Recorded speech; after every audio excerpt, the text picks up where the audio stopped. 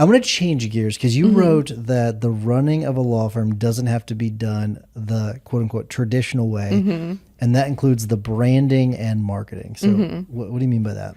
I think a lot of the, like, I guess when you would look at more traditional firms, things do tend to be a certain way. Even if you're like speaking to people that are designing websites or things like that, when they're doing it for law firms, you'll see like a lot of the websites a lot of them do share colors, a lot of them are more like neutral colors or maybe blues. And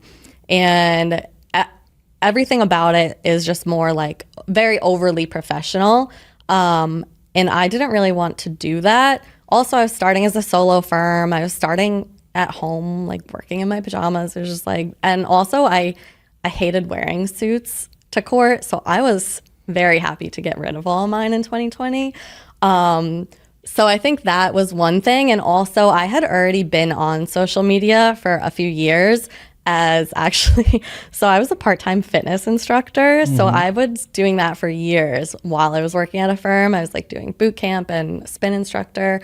And I had an Instagram that was for fitness, and I was connecting with tons of different fitness entrepreneurs. I would go to like fitness events and stuff in New York City. So I think also being in that space, it was obviously just a lot more casual. So I kind of wanted to stick with that. So that's why literally like I just renamed my Instagram to Lawyer Kelli one day. I was like, so actually we're pivoting from fitness to law. But I already had so many fitness entrepreneurs following me. Did that hurt your numbers? No, it actually was so funny because so many of them in the years since we initially met, some of them had continued to stick with fitness. Some went into social media, some went into like different marketing things, or, branding or whatever other type of online business.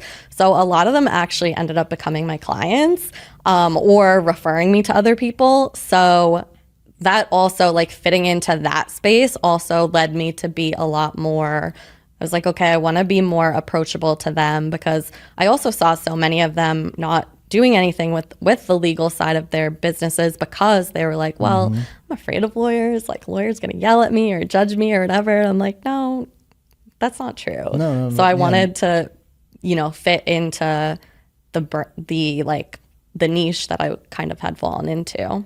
So I want to make sure we splash this on the screen for people that are watching on YouTube, and for people that are listening to this, they can't see it. But your website is really interesting because I want to pull this up. When we were looking through potential guests, one of the things that caught my attention was your marketing or your website, really, because like it's really cool. Yeah. So people that are watching can actually see it on here, but we'll splash it on the screen. But I do think it's. You're talking about.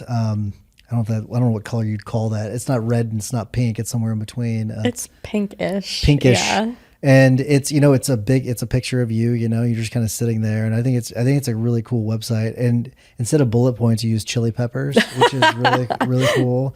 I think that's awesome. And so it reminds me of, and I am going to draw a blank on her name, Hogshead, Sally Hogshead. I got it. She wrote the book. And I won't remember the name of the book, but she talked about different is better than better. And I think it's such an appropriate thing, because people, it's one of those things, like, they don't hire you because they're like, oh, you're the best. No one knows who the best is. But if you're different, sometimes you're perceived as better just because you are different. I think that's really cool. Where did that come from? Like, where did you pick up all that knowledge, though? I wonder how were you able to learn that in a way and then capitalize on it? I think I had learned a lot about marketing, especially marketing on social media, in the years that I was doing fitness things on the side. That's really where I started, like, posting regularly on social media, getting comfortable with it and kind of learning all about it there. And also I had friends at the time that I met through fitness that were now doing social media marketing or, coaching or whatever. So just from them, being friends, I had followed all of their content. So I think over the years, I had just already learned so much about it. So when I started my firm, I was kind of already like, well, I know exactly what I want to do, because, I already had all of that, like, marketing training and stuff from a lot of them. How do you bridge the gap between the posts and making them a client? I think really just connecting, I think a lot of times, I mean, people will, like DM me and be like, oh my God, I love this post, or wow, you're so approachable. Like, you make the legal so much more fun or like less scary or whatever. So I think that makes it easier for them to either message me or email me. I'm also, one thing I do see a lot of lawyers saying like no DMs or whatever. But a lot of people message me also just or replying to my stories about like not just legal things, but whatever. But I think just creating like a more casual, like inviting environment has led a lot of people to, just chat with me about legal stuff or other things and then, end up booking that way. And I've also had tons of people that, over the years in following me have started a business or knew someone that did or started chatting with me about my post about like oatmeal or something. And then now, like 3 years later, they're like, okay, now I'm ready to trademark, By oatmeal, that's funny. It's actually funny because I started posting, this was like maybe 2 or 3 years ago, I started posting. I don't really love oatmeal, but it's like a healthy breakfast. So you got to eat it. Yeah. So I literally post a picture of my oatmeal and I write like my stupid oatmeal for my stupid health. And I don't know why, but I've never gotten more engagement on anything that I've ever posted except my oatmeal stories. Really? It's like the thing I get the number one messages about. Is there a certain mix of like things you post about? Like, do you like, okay, sometimes I'll do like a little bit about food and like, do you have like a mix that you intentionally try to put out? So for posts themselves, I try to keep it mostly legal related. Sometimes I'll put things about like travel, or now that I'm living in Nashville, I'll put stuff about that.